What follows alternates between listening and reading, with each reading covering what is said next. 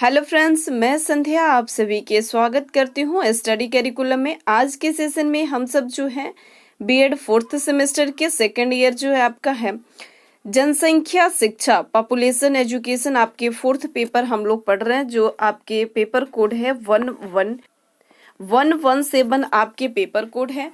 आज के जो क्लास है आप सभी का क्लास जो है वो तीसरा क्लास है। इससे पहले जो है हम लोग 2 क्लासेस जनसंख्या के बारे में देख लिए हैं। आप नहीं देखे हैं तो जरूर देख लीजिएगा, आपके एग्जाम के दृष्टि से बहुत ही महत्वपूर्ण है। आज के सेशन में जनसंख्या की जो है guiding principles and foundation of population, जनसंख्या के मार्गदर्शक सिद्धांत इसका जो है नींव। इससे पहले जो है हम लोग जनसंख्या के उद्देश्य क्या है, जनसंख्या के महत्व क्या है, जनसंख्या के क्षेत्र क्या है, अवधारणा क्या है, उससे संबंधित ऑब्जेक्टिव प्रश्नों को सॉल्व किए थे और उसके बारे में हम लोग अच्छे से अध्ययन किए थे। और आज हम लोग जो है जनसंख्या के मार्गदर्शक सिद्धांतों किसने कौन सा जो है सिद्धांत दिया है, इन सभी के बारे में आज के सेशन में हम लोग डिस्कस करेंगे और एमसीक्यूज के साथ, जो आपके मिड टर्म के एग्जाम के लिए भी हेल्पफुल रहेगा और इन टर्म के एग्जाम के लिए भी हेल्पफुल रहेगा। सेशन आप लोग को कैसा लग रहा है नीचे कमेंट बॉक्स में जरूर बताते चलिएगा। और आप सभी को जो भी डाउट है बेझिझक आप लोग कमेंट सेक्शन में पूछ सकते हैं। चलिए आज के सेशन की ओर हम लोग बढ़ते हैं। फर्स्ट है थॉमस रॉबर्ट माल्थस का जन्म कब हुआ। थॉमस रॉबर्ट माल्थस जो है इनका जन्म कब हुआ, 1760 में, 1798 में, 1780 में, इनमें से कोई नहीं। तो इनका तो जन्म 1760 में हुआ, लेकिन ये है कौन। अब प्रश्न आपके दिमाग में उठ रहेगा कि ये है कौन, इनके बारे में हम क्यों जान रहे हैं कि इनका जन्म जो है कब हुआ। तो यहाँ पर थोड़ा से हम इनके बारे में बता दें कि यह अर्थशास्त्री थॉमस रॉबर्ट माल्सन का जो जन्म 1760 में हुआ, वो कहाँ पर हुआ है, तो इंग्लैंड में हुआ है। ये पॉइंट आप लोग ध्यान दीजिएगा कि इनका जन्म कहाँ हुआ है, इंग्लैंड में हुआ है। और ये जो है अपनी ऐतिहासिक निबंध माल्थस जो है, रॉबर्ट माल्थस जो है जनसंख्या के सिद्धांत दिए हैं। किसके सिद्धांत इन्होंने दिए हैं, तो जनसंख्या के सिद्धांत इन्होंने दिए हैं। इसी की वजह से इनके बारे में हमें पढ़ना है, क्योंकि जनसंख्या के बारे में हम लोग पढ़ रहे हैं, जनसंख्या के सिद्धांत के बारे में पढ़ रहे हैं। तो इन्होंने जो है सिद्धांत दिया है और इन्होंने जो है सिद्धांत दिया है और ये जो है अपनी ऐतिहासिक निबंध में an essay on the principles of population as its effects future improvement of the society with remark on the speculation of mister Godwin and other जो है writers, mister Godwin and other writers प्रकाशित कराकर अपना जनसंख्या संबंधी दृष्टिकोण व्यक्त किया कि खाद्यान्न पर जनसंख्या का बढ़ता हुआ दबाव विश्व के लिए जो है संकट का सूचक है। माल्थस के इस जनसंख्या सिद्धांत के क्या कहते हैं, तो माल्थस जो जनसंख्या सिद्धांत दिए थे उनको जो है मैल्थुसियन जो है नियम कहलाता है। कौन सा नियम कहलाता है, तो मैल्थुसियन जो है नियम कहलाता है। और मैल्थुसियन जो है नियम कहलाता है। और इन्होंने जो है जनसंख्या के सिद्धांत दिए, पर यह जो है जनसंख्या के सिद्धांत इन्होंने दिए थे। और माल्थस के जो है जनसंख्या के सिद्धांत को क्या कहा जाता है, तो माल्थस के जनसंख्या के सिद्धांत को मैल्थुसियन नियम जो है कहलाता है, मैल्थुसियन जो है नियम कहलाता है। और एक और पॉइंट माल्थस के बारे में आप लोग समझ लीजिएगा कि माल्थस ने अपने निबंध के द्वितीय संस्करण को जो है संशोधित किया था। कि कौन से संस्करण को संशोधित किया था, तो द्वितीय संस्करण को जो है इन्होंने संशोधित किया था। नेक्स्ट प्रश्न कह रहा है कि जनसंख्या की श्रेष्ठ शक्ति को नियंत्रित करने वाले तथा उनके जीवन निर्वाह के साधनों तक जो है सीमित रखने वाले अवरोध कौन से हैं। सीमित रखने वाले अवरोध जो है वो कौन से हैं, नैतिक संयम है, पाप है, दुख है, इनमें से कोई नहीं है, ये सभी है। तो नैतिक समय जो रखने वाले ये सभी है, इसका राइट आंसर हो जाएगा। और जनसंख्या की श्रेष्ठ शक्तियों को नियंत्रित करने वाले तथा उनके जीवन निर्वाह के साधनों तक सीमित रखने वाले अवरोध कौन से है, ये किसने दिया है, तो मॉल दिया है। और इनका जो है ये तीसरा सूत्र है। ध्यान दीजिएगा, 3 सूत्र दिए हैं तो तीसरा सूत्र है। आइए देख लेते हैं कि कौन कौन सा सूत्र है दिए हैं जो आपके एग्जाम की दृष्टि से महत्वपूर्ण रहेगा और सब्जेक्टिव की दृष्टि से भी महत्वपूर्ण रहेगा।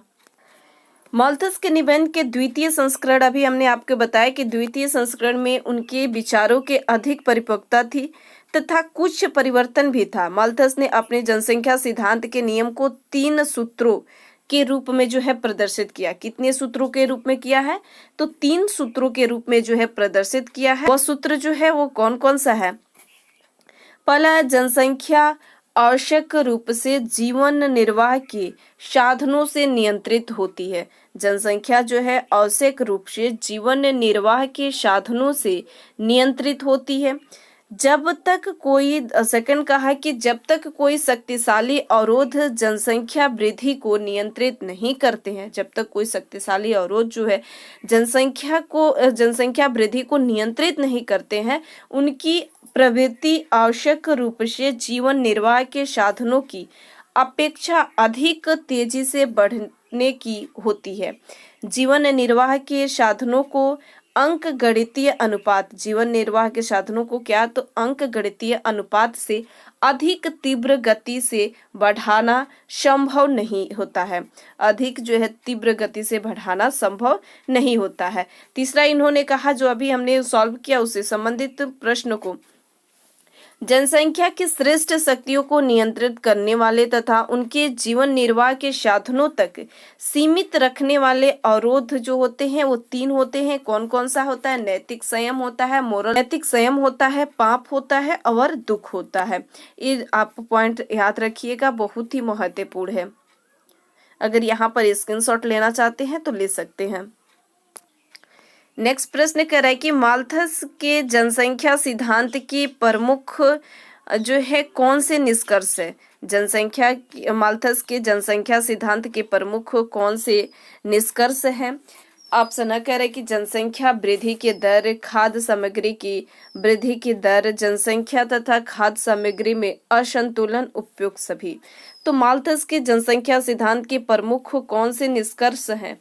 तो इसका राइट आंसर तो ये सभी हो जाएगा। ये तीनों ही जो है उसका प्रमुख निष्कर्ष है। आइए जनसंख्या वृद्धि के दर के बारे में थोड़ा सा ये जानते हैं कि इनका जो निष्कर्ष इन्होंने बताया, rate of increase in population के मनुष्य में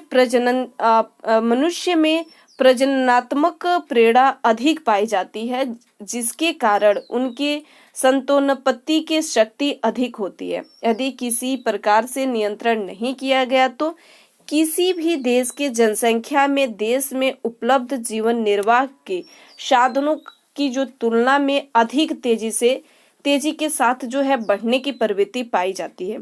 माल्थस के अनुसार जनसंख्या ज्यामितिक अनुपात से बढ़ती है, अर्थात इन्होंने बताया कि 1:2, 4:4, 8, 16, 32,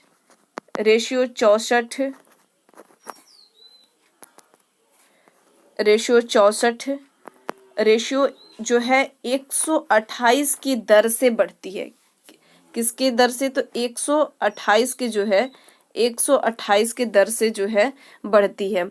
जनसंख्या जो है 1:2, 4, उसके बाद से 8, 15, 31, 64, फिर उसके बाद से 128 की दर से जो है बढ़ती है। किसने बताया था? तो माल्थस ने बताया था, जनसंख्या वृद्धि के दर से।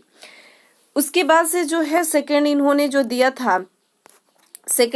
था खाद्य सामग्री की वृद्धि के दर, खाद्य सामग्री की वृद्धि के दर, रेट ऑफ इंक्रीज इन जीवन निर्वाह के साधनों में वृद्धि के दर को स्पष्ट करते हुए माल्थस ने कहा कि जनसंख्या की तुलना में जीवन निर्वाह के साधनों में वृद्धि धीरे धीरे होती है। कैसी वृद्धि होती है? तो जीवन निर्वाह में जो वृद्धि होती है वो धीरे धीरे होती है। इनका अनुसार खाद्य सामग्री में वृद्धि जो है अंक गणितीय अनुपात तथा अंक गणितीय अनुपात तथा 1:3, इनका जो रेशियो इन्होंने बताया कि 1:2, 1, फिर 3:4, 5 इस आदि से इन्होंने इस अनुपात में बताया कि खाद्य सामग्री के वृद्धि के दर से। नेक्स्ट पॉइंट इन्होंने बताया कि जनसंख्या तथा खाद्य सामग्री में असंतुलन, जनसंख्या तथा खाद्य सामग्री में असंतुलन। इनमें जनसंख्या तथा खाद्यान्नों की वृद्धि के अनुपात में अंतर होने के कारण खाद्यान्नों की तुलना में जनसंख्या वृद्धि अधिक तीव्र के साथ जो है होती है। इसमें दोनों में असंतुलन पैदा हो जाता है। प्रकृति ने मनुष्य के लिए भोजन अनिवार्य बनाया है, अतः प्रकृति ही इन दोनों के साम्य स्थापित करने का प्रयास करती है।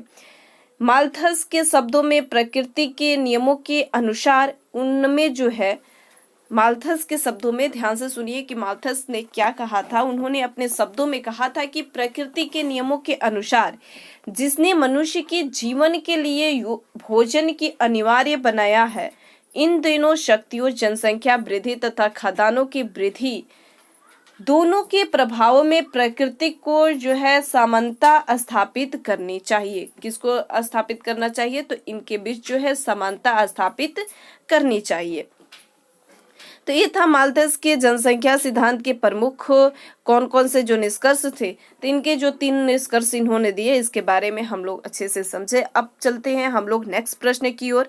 नेक्स्ट प्रश्न क्या कह रहा है, और यहाँ पर थोड़ा सा हम लोग माल्थस के जो है इन्होंने जनसंख्या नियंत्रण पर किस प्रकार के सुझाव दिए थे, थोड़ा से यहाँ पर हम लोग समझते हैं कि माल्थस जो है जनसंख्या नियंत्रण के संबंध में किस प्रकार के सुझाव जो है दिए हैं।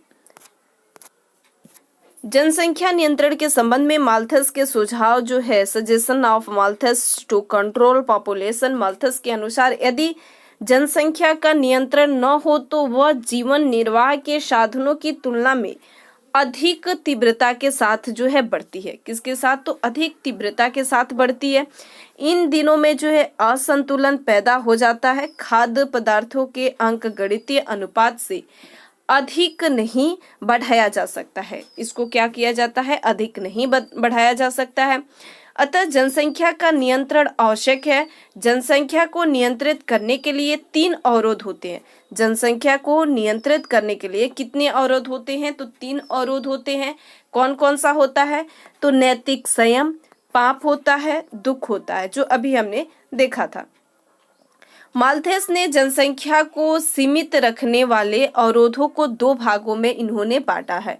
और माल्थस ने जनसंख्या को सीमित रखने वाले अवरोधों को कितने भागों में बांटा है? आपके प्रश्न आ भी सकते हैं। तो 2 भागों में जो है इन्होंने बांटा है। कौन कौन से है? एक होता है कृत्रिम या प्रतिबंधक जो है बंधक अवरोध, और सेकंड जो है प्राकृतिक अवरोध होता है, पॉजिटिव चेक या नेचुरल चेक होता है। तो ये जो होता है 2 होता है। तो प्रकृति अवरोध के बारे में बात करें तो यदि मनुष्य कृत्रिम अवरोध को नहीं अपनाता है तो जनसंख्या बढ़ने लगती है।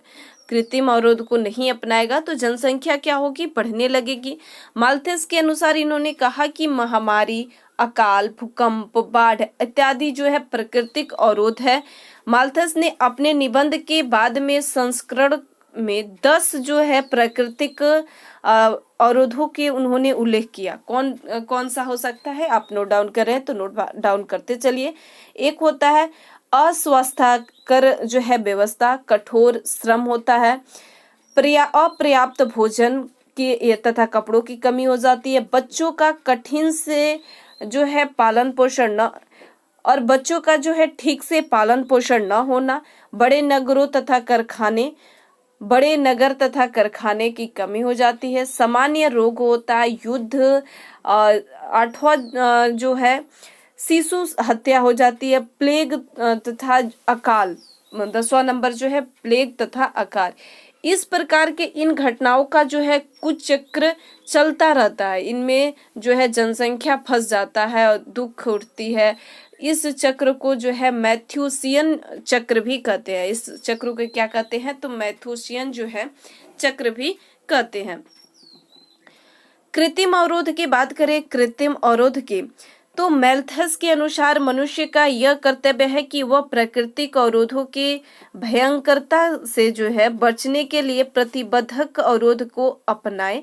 उनके जो है अंतर्गत मैल्थस ने दो प्रकार के इन्होंने दो प्रकार के समावेश किया था। एक जो कहा था कि नैतिक संयम रखने की इन्होंने बात कही थी, नैतिक, और दूसरा जो है पाप। दूसरा क्या है? तो पाप है। तो इस प्रकार जो है जनसंख्या नियंत्रण के उन्होंने सुझाव दिए थे। और यहाँ पर देखिए तो भारत के संबंध में जो है मैल्थस का सिद्धांत किस प्रकार से था। तो भारत के संबंध में था कि जनसंख्या का जो है बड़ा आकार भारत जैसे अल्प विकसित तथा विकासशील देशों की जनसंख्या संबंधी इन्होंने विशेषताएं दिया कि जनसंख्या का बड़ा आकार, लार्ज साइज ऑफ पॉपुलेशन, संसार के 85%, कितना? तो 85% जनसंख्या आर्थिक दृष्टि से पिछड़े देश में है। भारत इसी का उदाहरण है और भारत भी जो है इसी का उदाहरण है। 2001 के जनगणना के अनुसार भारत की जो जनसंख्या थी वो 102.87 जो है करोड़, तथा 2011 में आ जाती है कितना? तो 120 करोड़ जो है 2011 में आ जाती है। विश्व में जो है चीन के बाद भारत का जनसंख्या जो है दूसरे नंबर पर है और अभी जो रिपोर्ट आया है उसके अनुसार तो भारत जो है प्रथम पर है। एशिया में विश्व जनसंख्या के 82% भाग है और एशिया में विश्व जनसंख्या के 82% भाग है।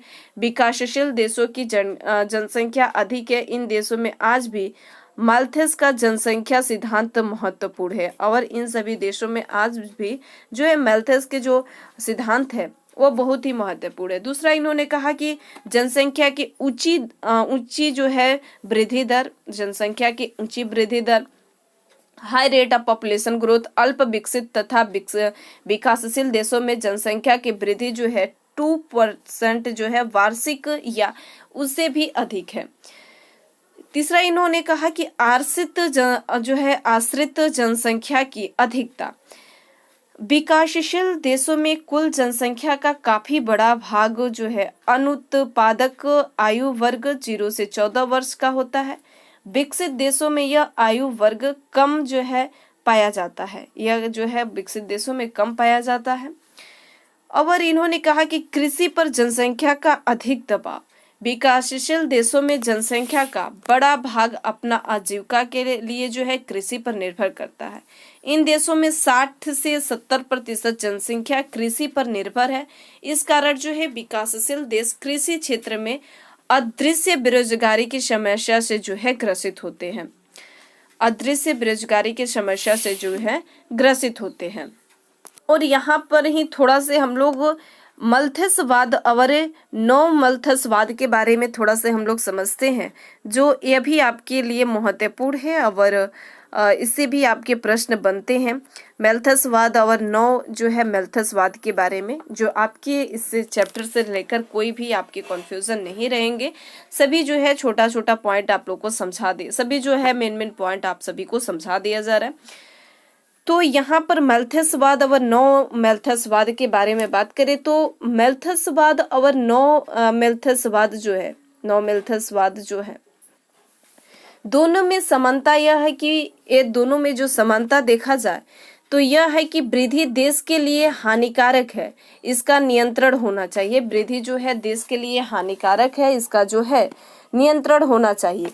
जहां तक जनसंख्या के नियंत्रण करने का प्रश्न है, मैल्थस तथा नौ मैल्थसवादियों के विचारों में अंतर है। इन दोनों के विचार में तो अंतर है। जनसंख्या वृद्धि को रोकने के लिए मैल्थस ने संयम को जो है पर जोर दिया है। मैल्थस जो है किस पर जोर दिए हैं तो इन्होंने संयम पर जो है जोर दिए हैं। और वहीं नौ मैल्थसवाद के बारे में बात करें तो इन्होंने जो है संयम पर जोर दिए हैं। और वहीं नौ मैल्थसवाद के बारे में बात करें तो नौ मैल्थसवाद वर्तमान युग में जो संतति निग्रह के कृत्रिम उपाय को जो है आवश्यक मानते हैं। यह कृत्रिम उपाय को जो है आवश्यक मानते हैं जो है, जबकि नौ मैल्थसवाद जो है वर्तमान युग में संतति निग्रह के माल्थसवाद के संतति निग्रह के कृत्रिम उपायों को स्पष्ट विरोध किया है और इन्होंने जो है स्पष्ट तरीके से इसका जो है विरोध किया है। माल्थसवादी को मानने वाले को ही जो है नौ माल्थसवादी जो है कहते हैं, नौ माल्थसवादी जो है कहते हैं। यहाँ पर जो है माल्थसवाद के बारे में दिया है कि माल्थस के अनुसार काम वासना या तथा संतान की इच्छा दोनों एक ही है। दोनों जो है काम वासना संतान की इच्छा जो है ये दोनों एक ही है। वही नौ माल्थस जो है माल्थसवाद कहते हैं कि इसके अनुसार सहवास की इच्छा एक स्वाभाविक इच्छा है, किंतु संतान की इच्छा सामाजिक धार्मिक इच्छा है। संतान की जो इच्छा है सामाजिक धार्मिक इच्छा है। माल्थसवाद कहते हैं कि इन्होंने जनसंख्या के नियंत्रण के लिए नैतिक संघ, ब्रह्मचर्य तथा आत्मनियंत्रण का सुझाव दिया है। वहीं नौ माल्थसवाद जो है कहते हैं कि इसके विचारधारा के अनुसार मनुष्य में सहवास की क्रिया का होना अत्यंत स्वाभाविक तथा प्राकृतिक है। इच्छा दबाने से नैतिक पतन हो सकता है और इच्छा दबाने से नैतिक पतन जो है हो सकता है। माल्थस नहीं चाहते थे कि जनसंख्या नियंत्रण किसी अप्राकृतिक उपाय से हो, और माल्थसवाद जो है यह नहीं चाहते थे कि प्रक्रिया जो भी जनसंख्या नियंत्रण हो वो अप्राकृतिक उपाय से हो, प्राकृतिक उपाय से हो। इन्होंने कहा कि प्राकृतिक उपाय से हो, अप्राकृतिक उपाय से जो है नहीं हो। नौ माल्थसवादी जो है जनसंख्या रोकने में कृत्रिम उपाय के जो है आवश्यक माना है, और इन्होंने जो है कृत्रिम उपाय को आवश्यक माना है। किसने कृत्रिम, अगर प्रश्न आ जाए कि किसने जो है कृत्रिम उपाय को माना है, तो नौ माल्थसवाद जो है इन्होंने माना है।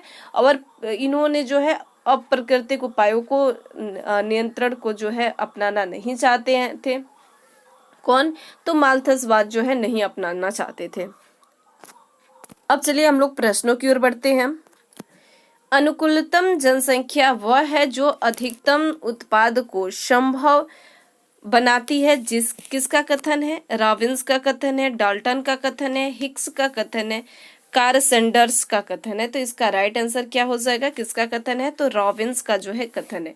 वहीं डाल्टन के अनुसार इन्होंने अनुकूलन जनसंख्या के बारे में कहा था कि डाल्टन ने कहा था कि अनुकूलतम जनसंख्या वह है जो अधिक से अधिक प्रति व्यक्ति आय प्रदान जो है कराती है। अधिक से अधिक प्रति व्यक्ति आय जो है प्रदान कराती है। वहीं हिक्स का इनका कथन है कि अनुकूलतम जनसंख्या वह जनसंख्या का स्तर है जिस पर प्रति व्यक्ति उत्पादन अधिकतम होता है। प्रति व्यक्ति का उत्पादन जो है अधिकतम होता है। कार्ल सैंडर्स का जो है कथन है कि इन्होंने कहा कि अनुकूलतम जनसंख्या वह जनसंख्या है जो अधिकतम कल्याण पैदा करती है। अधिकतम कल्याण आवश्यक रूप से वह नहीं है जिससे अधिकतम प्रति व्यक्ति आय प्राप्त हो, किंतु क्रियात्मक उद्देश्य के लिए इसे उनके समान जो है माना जा सकता है। किंतु इसके लिए जो है उनका समान जो है माना जा सकता है। आइए थोड़ा से हम लोग अनुकूलतम जनसंख्या के बारे में अच्छे से समझते हैं, जो और डिटेल से इसके बारे में हम समझते हैं। अनुकूलित जनसंख्या के संबंध में डाल्टन के अनुसार और रॉबिन के अनुसार, डाल्टन के अनुसार और रॉबिन के अनुसार, डाल्टन के अनुकूलन जनसंख्या की अध्ययन प्रति व्यक्ति आय के दृष्टिकोण से किया। इन्होंने प्रति व्यक्ति के आय के दृष्टिकोण से इन्होंने डाल्टन ने किया। और रॉबिन्स जो है अनुकूलन जनसंख्या के संबंध में रॉबिन्स का डाल्टन के सिद्धांत से भिन्न है। रॉबिन्स के अनुसार इन्होंने कहा कि अनुकूलतम जनसंख्या वह है जो अधिकतम उत्पाद को संभव बनाती है। अधिकतम उत्पाद को जो है संभव बनाती है। डाल्टन के अनुकूलित जनसंख्या का मानदंड अधिकतम प्रति व्यक्ति आय के, जबकि रॉबिन्स के अनुसार जो है अधिकतम उत्पाद होता है। इनके साथ क्या होता है? तो अधिकतम उत्पाद होता है। यह प्रति व्यक्ति के आय के है और यह अधिकतम उत्पाद के होता है। डाल्टन के अनुसार अनुकूलन बिंदु के संबंध में अंतर जो है अनुकूलतम बिंदु के संबंध में अंतर व्यक्ति तथा आय के संदर्भ में अनुकूलतम जनसंख्या की व्याख्या की है। व्यक्ति तथा आय के संदर्भ में अनुकूलित जनसंख्या की व्याख्या की है। वहीं रॉबिन्स जो है उन्होंने इसको जो है समाज तथा औसत सामाजिक उत्पाद से संबंधित किया है। दूसरा इन्होंने कहा कि इसके अनुसार किसी देश की जनसंख्या उस अनुकूलतम बिंदु पर पहुंच जाती है जबकि उस देश में प्राकृतिक साधनों, उत्पाद प्रवृत्ति तथा पूंजी के से प्रति व्यक्ति आय अधिकतम हो जाती है। और रॉबिन्स जो इन्होंने जनसंख्या के अनुकूलतम बिंदु को अधिकतम औसत सामाजिक उत्पाद के संदर्भ में परिभाषित किया है। औसत जो है औसत सामाजिक उत्पाद के संदर्भ में जो है परिभाषित किया है। सेकंड जो है जनसंख्या तथा अनुकूलतम बिंदु तथा अन्य आर्थिक तत्वों के संबंध में। ये अनुकूलतम बिंदु का अध्ययन अन्य आर्थिक तत्वों के संदर्भ में नहीं करते हैं। ये जो है इसको उपभोग से संबंधित करते हैं, उपभोग से जो है संबंधित करते हैं। सेकंड इन्होंने कहा कि इसके अनुसार जब अनुकूलतम जनसंख्या आ जाए तो जन्म दर जो है इतनी होनी चाहिए कि जनसंख्या प्रति स्थापित होती रहे। सेकंड इसने कहा कि रॉबिन्स ने कहा कि इस संदर्भ में रॉबिन्स का मत है कि जब एक सिद्धांत उत्पाद त्रय जो है सिद्धांत उपभोग नहीं हो जाता है तब तक जो है जनसंख्या वृद्धि उचित है, तब तक जो है जनसंख्या वृद्धि उचित है। डाल्टन ने कहा कि अधिकतम प्रति व्यक्ति आय का विचार अधिक जो है व्यवहारिक है। और रॉबिन्स के अनुसार कि यदि देश में प्रत्येक व्यक्ति जो है काम पूर्ण ढंग से रोजगार में लगा है तब अति जनसंख्या का कोई जो है भय नहीं है, अति जनसंख्या का कोई जो है भय नहीं है। किसके अनुसार? तो रॉबिन्स के अनुसार। तो ये था आप सभी के डाल्टन और रॉबिन्स के जो इन्होंने अनुकूलित जनसंख्या के संबंध में अपना विचार दिए थे। आइए थोड़ा हम लोग समझते हैं कि जनसंख्या के जैविक या प्राकृतिक सिद्धांत जो है किसने कौन सा सिद्धांत जो है दिया है। जनसंख्या के जैविक या प्राकृतिक सिद्धांत बायोलॉजिकल या natural principles of population. Michael Thomas Sadler का घनत्व जो है संतानों उत्पादक का सिद्धांत इन्होंने क्या दिया है, तो संतानों उत्पादक का जो है माइकल थॉमस सैडलर जो है इन्होंने संतानों उत्पादक सिद्धांत इन्होंने दिया है। सैडलर का विचार था कि मनुष्य की जनसंख्या वृद्धि की दर जनसंख्या घनत्व में वृद्धि के साथ जो है घट जाती है तथा मनुष्य को जहां पर जो है अधिक आनंद मिलेगा उस स्थिति में मनुष्य की जनसंख्या वृद्धि दर शून्य हो जाएगी। इस तरह जो है से जनसंख्या घनत्व में वृद्धि तथा उनकी जनसंख्या वृद्धि दर में अनुलोम जो है अनुलोम अनुपात होगा। किसके अनुसार? तो जो है सैडलर के अनुसार। वृद्धिघात वक्र सिद्धांत जो है किसने दिया है, तो एडोल्फ जो है क्यूटलेट ने दिया है। एडोल्फ क्यूटलेट जो है वृद्धिघात वक्र सिद्धांत इन्होंने दिया है। कब दिया है? तो ये सिद्धांत जो है 1835 में। कब? तो ध्यान दीजिएगा 1835 में इन्होंने दिया। और इनके अनुसार, इनके मत के अनुसार अगर देखें तो इन्होंने कहा कि अनियंत्रित जनसंख्या वृद्धि के मार्ग में रुकावटों या बाधाओं में वृद्धि जनसंख्या वृद्धि की प्रवृत्ति की गति के वर्ग के बराबर होती है। किसके वर्ग के बराबर होती है? तो गति के वर्ग के जो है बराबर होती है। इसके कारण सामाजिक व्यवस्था में परिवर्तन के अभाव में जनसंख्या वृद्धि भी जो होती है वो धीमी गति से होती है। वरहुस्ट ने 1838 में कौन आते हैं? वरहुस्ट आते हैं और इन्होंने 1838 में यह सुझाव दिया कि जनसंख्या वृद्धि के मार्ग को प्रदर्शित करने के लिए सममित सैद्धांतिक वक्र जिसको उसने जो है वृद्धि घात कहा अधिक उपयुक्त है। कुछ समय के बाद उसने जो है इसका प्रयोग बेल्जियम की जनसंख्या का पता लगाने के लिए भी किया। इन्होंने बेल्जियम की जनसंख्या को पता लगाने के भी जो है किया था।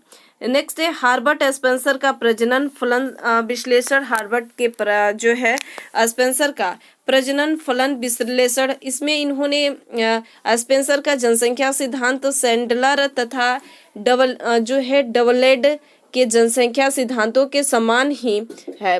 स्पेंसर के अनुसार प्रकृति के नियम मनुष्य की संख्या को निर्धारित करते हैं और स्पेंसर ने जो है दो तत्वों का उल्लेख किया है। ध्यान से यहाँ पर स्पेंसर के बारे में आप लोग अच्छे से समझिए। इन्होंने जो है दो तत्वों को उल्लेख किया है। कितने तत्वों को उल्लेख किया है? तो दो तत्वों को जो है उल्लेख किया है। वह कौन कौन सा तत्व है? तो एक अभिव्यक्तिकरण अभिव्यक्तिकरण और दूसरा जो है संतानोत्पादक शक्ति। दूसरा जो है संतानोत्पादक शक्ति। स्पेंसर जो है इन्होंने मनुष्य को तीन भागों में बांटा है और यह भी पॉइंट ध्यान दीजिएगा कि स्पेंसर जो है मनुष्य को कितने भागों में बांटा है? तो तीन भागों में बांटा है। कौन कौन से भाग जो है? फर्स्ट जो होता है धनी और दूसरा भाग जो होता है गरीबी, दूसरा भाग इन्होंने बांटा कि गरीबी, और तीसरा जो होता है मध्यम वर्गीय, और तीसरा इन्होंने बांटा क्या? तो मध्यम वर्गीय इन्होंने बांटा था। तो तीन मनुष्य को जो है इन्होंने तीन वर्गों में बांटा था। और ये स्पेंसर हर्बर्ट स्पेंसर जो है इन्होंने बताया कि जो व्यक्ति मानसिक कार्यों में व्यस्त रहते हैं, विशेषकर महिलाएं, उनमें जो है प्रजनन की शक्ति कम हो जाती है। धनी वर्ग के महिलाओं की बच्चे देने की आवृत्ति भी कम होती है। ऐसी महिलाएं कम समय तक जो है स्तनपान करा पाती है। डोल्डे के अनुसार इन्होंने कहा कि पौष्टिक आहार में वृद्धि के प्रजनन घात घट जाती है। स्पेंसर ने नहीं माना और कहा कि प्रजननता में वृद्धि जो है जीवन निर्वाह के साधनों के वृद्धि का परिणाम है। जीवन निर्वाह के साधनों का वृद्धि का जो है परिणाम है। जॉर्ज डी कैस्ट्रो का प्रोटीन उपभोग सिद्धांत इन्होंने अपने पुस्तक the geography of the hunger में बताया कि प्रजनन संबंध पर आधारित है। कैस्ट्रो के अनुसार प्रोटीन युक्त भोजन करने से मनुष्य को मोटापा बढ़ता है, जिससे प्रजनन शक्ति जो है कम हो जाती है। इसके विपरीत कम प्रोटीन युक्त भोजन करने से प्रजनन शक्ति जो है बढ़ जाती है। प्रजनन शक्ति जो है बढ़ जाती है। ओस्ट्रोजन हार्मोन जो स्त्रियों में पाया जाता है ठीक से काम नहीं करता है। इससे प्रजनन शक्ति कम हो जाती है। यकृत तथा अंडाशय के कार्य में सीधा जो है संबंध होता है। कैसा संबंध होता है? तो सीधा जो है संबंध होता है। यकृत का कार्य अंडाशय द्वारा रक्त प्रवाह में प्रवाहित अतिरिक्त जो है ओस्ट्रोजन हार्मोन को निष्क्रिय कर देता है। प्रोटीन की कमी के कारण यकृत ठीक से जो है कार्य नहीं करता है और यकृत को जो है सीरोसिस का रोग हो जाता है। और यकृत को कौन सा रोग हो जाता है? तो सीरोसिस का रोग हो जाता है। इसका निष्कर्ष यह बताता है कि प्रजनन शक्ति में वृद्धि हो जाती है। सेकंड जो है कैस्ट्रोन के प्रोटीन उपभोग सिद्धांत का मूल्यांकन। कैस्ट्रो के सिद्धांत को वैज्ञानिक आधार की कोई जो है मान्यता नहीं है। थॉमसन तथा लेविस ने बताया कि खान पान का विशेषकर प्रोटीन युक्त भोजन का जो है संतानोत्पादक क्षमता पर कोई प्रभाव जो है नहीं पड़ता है। कुजुनस्की का जैविक सिद्धांत इन्होंने कहा कि कुजुनस्की ने जनसंख्या के विकास के संबंध में विभिन्न अध्ययन किया तथा जनसंख्या के जो है भविष्य में विकास या ह्रास के विश्लेषण में अपना शुद्ध पुनरुत्पादन दर के सिद्धांत थ्योरी ऑफ नेट जो है रिप्रोडक्शन रेट का प्रतिपादन किया। इन्होंने जो है पुनरुत्पाद दर का सिद्धांत इन्होंने दिया था। कुजुनस्की का सिद्धांत जनसंख्या के मापने की विधि को स्पष्ट करता है। और यह भी पॉइंट ध्यान दीजिएगा, जनसंख्या के मापने के विधि किसका सिद्धांत स्पष्ट करता है? तो कुजुनस्की का जो है सिद्धांत स्पष्ट करता है। और यहाँ पर थोड़ा से प्रश्न ऑब्जेक्टिव जो बच गए थे उसको हम लोग सॉल्व करते हैं। अंतिम प्रश्न है, स्पेंसर ने मनुष्य को कितने भागों में बांटा है? तो कितने भागों में बांटा है? तो 3 भागों में। भी हमने बताया कि 3 भागों में जो है स्पेंसर ने बांटा है। कौन कौन सा भाग है? तो धनी है, गरीबी है और मध्यम वर्गीय है। तो ये था आप सभी की ऑब्जेक्टिव प्लस सब्जेक्टिव। मैं आशा करती हूँ कि आप सभी को क्लासेस अच्छा लगा होगा और आप लोग को अच्छे से जो है समझ में भी आया होगा। सेशन कैसा लग रहा है नीचे कमेंट बॉक्स में ज़रूर बताएं। जो भी डाउट है बेझिझक आप लोग कमेंट सेक्शन में पूछ सकते हैं। मिलते हैं नेक्स्ट सेशन में। Thank you.